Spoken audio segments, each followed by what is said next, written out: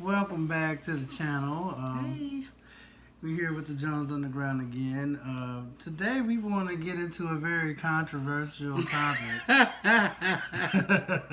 It ain't that controversial. It's very controversial. You know, we want to talk about submitting in a marriage. Those vows when they say some people have them taken out when it says honor and obey. But we did get a listener response asking about women that do not submit in a marriage and kind of like our take on what submitting in a marriage is, what, us going down that road. We just want to go ahead and give our take on that. Okay. You I want me wanna to do say? it. I You want me wanna to do start it. because Yeah, you go we ahead and already start. know how you feel about my views. Yeah, I so. gotta go grab a bulletproof vest. That's how I feel about Pew, it. pew, pop, pop. No, it's real simple. I feel personally that in relationships, I think that it's important that the woman honor their husband. I believe that it's important that that woman uplift him and hold him up and not tear him down. Which means that if you're the type of female, yeah, we were saying in the podcast that nowadays females are making more money than men, and in some instances. But even if you're that woman that makes more money than the man, he shouldn't feel like he's less than in the marriage. He shouldn't feel like he doesn't pull his weight because he doesn't make the same as you. I mean, quite honestly, like, I know that back in the day, that was the thing. Most of the men made all the money and the women stayed at home. But just because maybe it may look like things or the roles have reversed, it still doesn't mean that you disrespect that man. So I do believe that even if use myself because I don't want to put on anybody else, but if I was to be making more money, or anything like that, it's still my duty to say, hey, babe, this is the money we made. How do we need to go about handling the bills? What do we need to do to make sure that we are financially stable? And I think that that is a part of submission. And a lot of people don't think it's submission because it's the lighter version of it. It's not the harsh, oh my God, you can't do this or you can't do that. And I think that everybody, when they hear the word submission, they initially think the worst of it. They think control. They think, oh, somebody's supposed to be controlling. And it's not about what you laughing for. It's not always about that. It's a lot of times submission just means it's another way of looking at compromise, and being able to follow. And I think that as a female, you should be. I just realized looking on this thing, I have one earring on. That's like a new style, maybe. I'm sorry. I mean, where's my earring? Being real. He doesn't care. No, being real.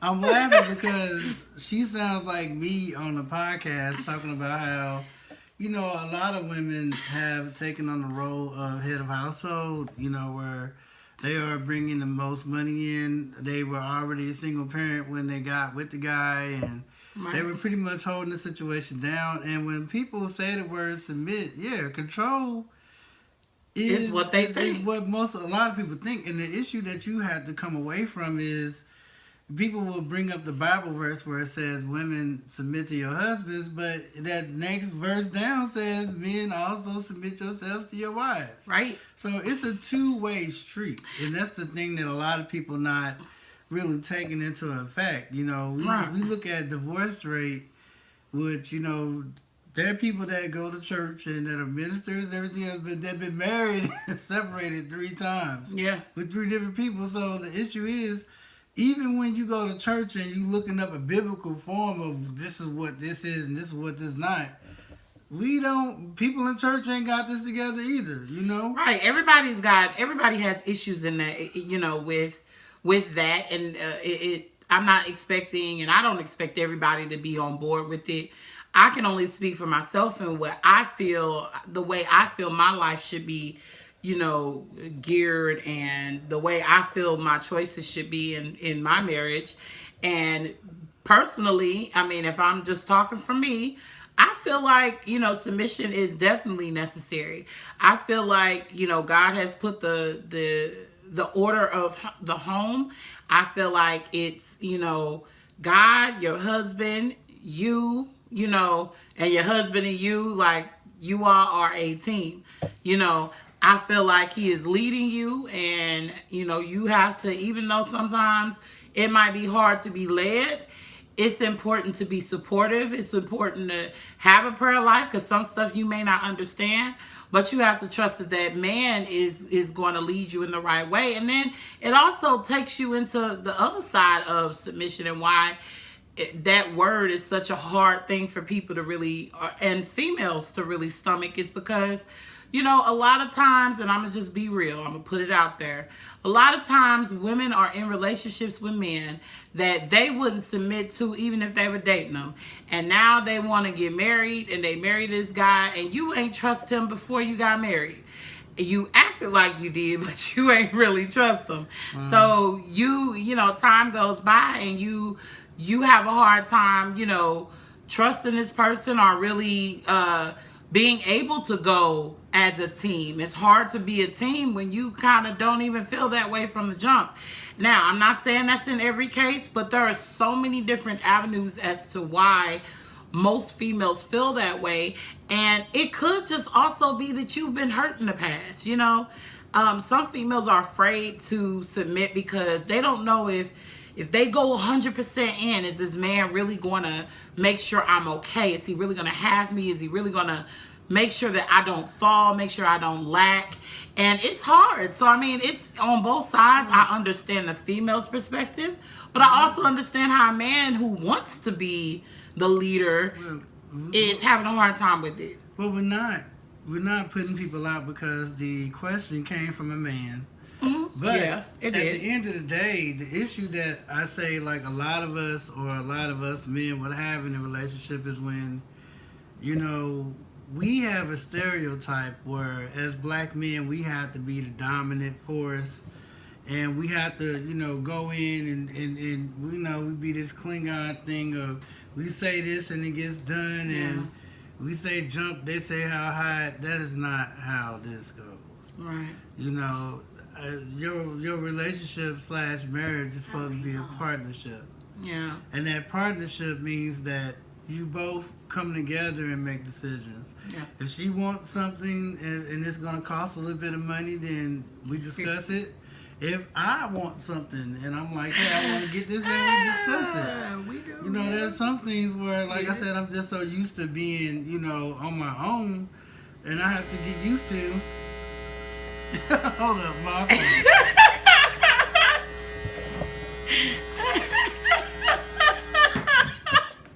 Sorry, y'all. This thing don't never make no noise, and all of a sudden it's like, I got something to say. That's my old keyboard. Right. Apparently, I was not paying him no attention. And then also, y'all, we do this, we podcast in our PJs, so forgive his PJs. Yeah, I work from home. So if my pajamas offended you, I apologize. And get over it. But like I was saying, we just want to make sure that this is a partnership, because like with me doing music, I want some equipment every now and then. One of my mentors was selling his old keyboard. I asked her, like, hey, can I help him out? Because I guess he was moving to New York. And she was like, sure. Now granted, it's like, it costs money, especially buying equipment that's old, whatever. But then at the end of the day, her coming with me, spending time meeting somebody that I used to work with, it turned out. And that's the main thing, just being able to work with each other. Like, if she want to go do something and go take a trip, then we go, and we make a trip of it. We have fun. We go eat at a nice restaurant or whatever, where we're at, and the traveling is wonderful. But the main thing is that we discuss it, we come together, and it's not one of us being so dominant over the other. Like, I don't just be like, yeah, you my woman, and you do what I tell you to do. You And sure?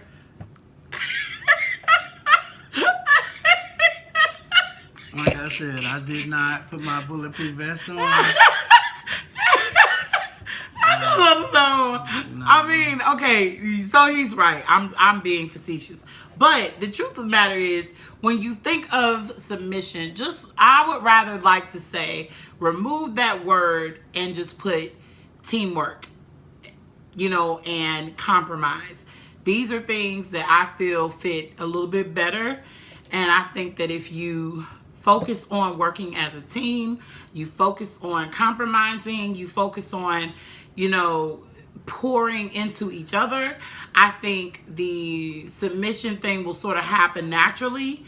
And I don't think you have to really put a lot of focus on it. I think that if you just focus the relationship toward making sure you're pouring into her and he is pouring into you, and you're both working simultaneously together on whatever it is, whatever goals you've got, I think that you're going to be set. I think you're going to be fine. I don't think you really have to focus so much on the submission thing, but I think that this particular person may have, I think what actually conjured up this topic is when we began to talk about, the ex getting money from an ex.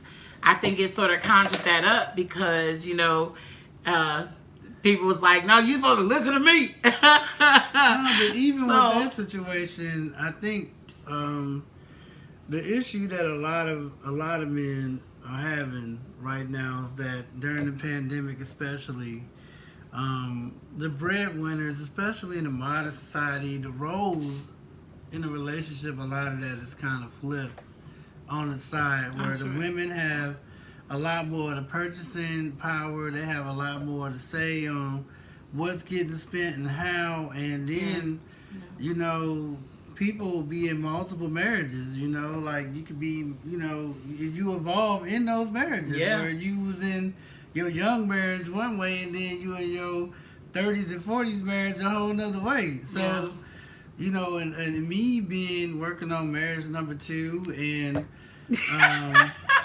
and getting on 40 years old and some stuff and some change, it's different. Now I'm all about having peace. No argument. As long as I come home, I ain't gotta fight. I ain't gotta hide nothing. Right. I ain't gotta work. And I'd rather be above ground and be like, hey, this is what's going on. This is what happened. And because whenever I do, you trust me, dudes be thinking they game tight, man. And stuff can be found out real easy. And you do not want that to be women are detectives. We are detectives, and we know. You don't want somebody hunting down every internet post and every DM and we know. Hacking your phone up to pieces trying to figure out who texted you last night. Mm-hmm. And that's the main thing. It's a trust. If you're going to submit with somebody and be married to somebody, it's got to be a level of trust there. That's right. And that's the main thing. Trust. And and it's not easy. I'm going to just say, let's just talk about it. It's not easy because when you are used to having certain habits, when you're used to doing certain things, when you're in your single state, it's hard to cut certain things, and you might be prone to react a certain way or do things a certain way. So when you are now coming together and trying to be one with this man or this woman, you really have to fight against the old habits, and not necessarily even fight against them. You have to resist them also, and by resistance, I mean run. Like some stuff you have to run away from. Some stuff that you may come naturally, but it is a work in progress. It's like you just don't get it overnight. And for me, also, working, going into marriage number 2, it's not, you really do have to give yourself a little bit of a break, because the truth of the matter is you've built up habits to protect yourself. You built up habits over time, and it's not always going to be easy in molding to this new thing. So I would just say, just once again, communication is key. As always, you want to talk with your partner and talk about what this is, and you want to have that talk hopefully before y'all up and get married. Yeah. Because as long as you have that expectation of what you're looking for and what she's going to do and what you're going to do, right. You know, and then if you're already years into a marriage and you still having that issue, then once again, y'all need to sit down and have a table, because you don't want to be in a 10-year, 15-year marriage where y'all just going back and forth. Right. And y'all not happy. That's right. why you want to have that communication, because if it's not working, you want to sit down and communicate before someone steps out, before, you know, the right. disrespect starts going, before you sleeping in 2 different bedrooms, and, you know, we've seen it all. You know, right. So the main thing is just to communicate. Right, but I hope we answered everything, all the question, and we gave you a different perspective. Because again, with me, there are some subjects that I am like definitely on a man's point of view with it. Like, yeah, these females be tripping, and then on some stuff I'm like, nah, y'all dudes be tripping. So, you know, and the same thing likewise with him. So it's good to be able to get a balance of both sides. So we hope we did address the question that you had. And then also, if you all have any other questions, definitely send them in to us. We get them we're getting them a little bit less now.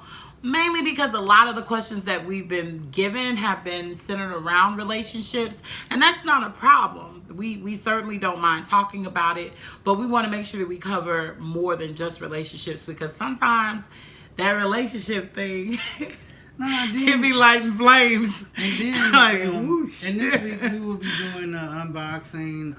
We'll also be, you'll be seeing more of me playing. Every now and then we're working with a new setup, a new way to record the sound and stuff. So, you know, just trying to find more ways to use the equipment we have to be better.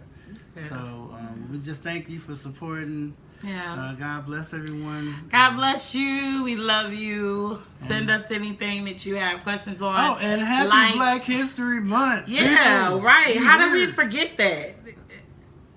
Okay, we did it on the podcast, and then we did this. Okay, so I want to say, you know, thank you to all our civil rights leaders now and past, you know, that have attributed to everything that makes us wonderfully and beautifully Black. And being real, we live in Black history. That is that's Kamala our life. Harris, right. Barack Obama. Right. You know, my man, Senator Wharton, we are living Black history right now. Yes. So, I mean, go out, and if you have Black history topics you want to hear them discussed, please send them to us, and we will look into that on the podcast. We like it. We love it all. So we're definitely down for talking about it. And that might be like the next thing we come and talk about. You know, every once a week or something, we peek into a Black history topic. And then the other thing is, the reason why I think it's so necessary is, I was just saying to him last week, a lot of Black history, we didn't start learning until like almost recent, like when we were coming, even when I was a kid. Like they talked about the surface stuff. They talked about Harriet Tubman, Sojourner Truth. They didn't talk about all these other hidden figures and all these other, you know, people that did massive amounts of social work and civil rights activists. They didn't talk about all of that. Hey, and real quick, shout out to the brother. He's on YouTube. His channel's called Home Team History. Look him up. He does a lot of work. And support him on Patreon. He does a lot of videos about African Americans around the world and their contributions and a lot of things about the African people and where we come from. Yeah. So get that brother watch his videos. They're very informative. Yeah. And I'm gonna leave it there. Yep. All right. So we out. Follow us. Follow me on Twitter, easy peasy, or Instagram, Shells of Me, and that's Shells with a Z at the end. _of_me. And follow me at MightyO0221. We'll be at JonesUnderground.com, JonesUndergroundPodcast.com. Podcast. And once again, Black owned. Hey. So keep that going. All right. Have a good night.